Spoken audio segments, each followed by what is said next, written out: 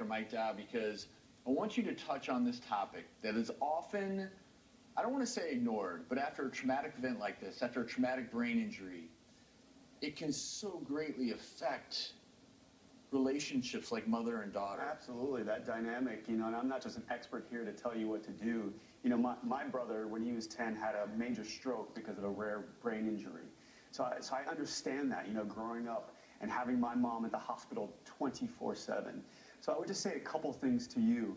And the first thing, I have a sense, Mary, I have a guess that you probably don't ask for enough help.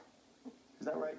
That's correct. And I imagine that because that has happened, there is part of you that does need some time off to live your life that you probably sacrificed for your daughter after that accident.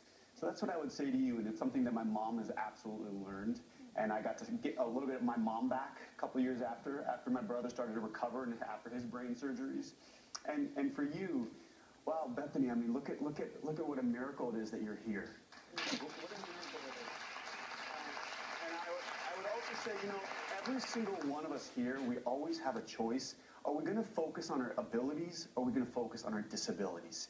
Yes, you have disabilities. My brother can't use his right arm anymore.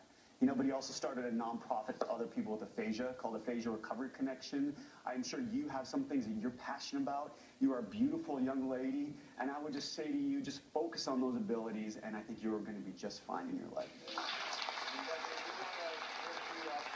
Some resources, and so we know you've been getting some therapy, but a lot of it's also